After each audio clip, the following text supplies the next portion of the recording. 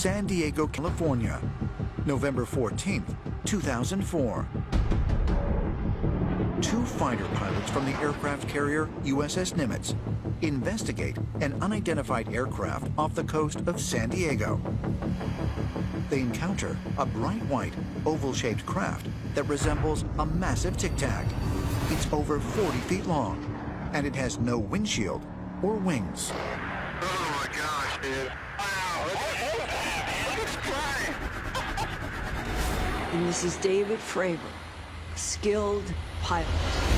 He said, I am looking at speeds, 90-degree angles, stopping. Any human inside of what I'm watching could not sustain life.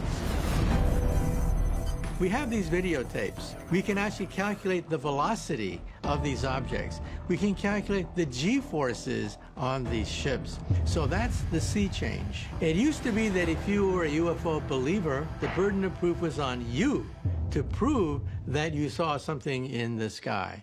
Now it's shifted. Now the establishment has to prove that it isn't a visitor from another planet.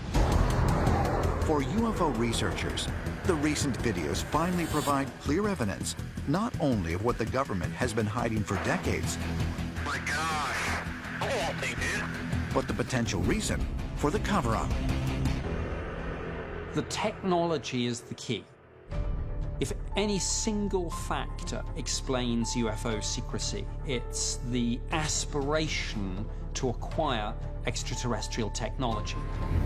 The nation that first acquires that technology is going to be in game-changing territory. This is truly an arms race. Whoever figures this out first wins. So any developed nation is looking right now to leap ahead with a technological innovation based upon the reverse engineering of what we're seeing in the skies, what our pilots are engaging in the skies, what Commander Fravor chased. To many, the military's desire to monopolize extraterrestrial technology is reason enough to explain a cover-up. But some believe there are additional motives for government secrecy, while others point to a general culture of bureaucratic secrecy that pervades all of government. Some disclosure advocates say that the reason why we haven't seen disclosure yet is because of economics. That you have an oil-based economy, and clearly the craft that we see in the skies are not running on oil. They're using advanced propulsion systems that would completely transform the economies of Earth if they're ever implemented. So, yes, it would have a negative financial impact for the wealthiest people who own the oil in the ground. But it's not the whole story. The government seems to be completely unaccountable to the American public. They may be accountable to their superiors in the Department of Defense or at NASA or others, but they rarely release anything they do know. I think we're afraid to find out what these phenomena are. But governments in particular are afraid. And the reason for that, I think, is because the contract between governments and their people is that governments provide security, and then we provide loyalty to the government.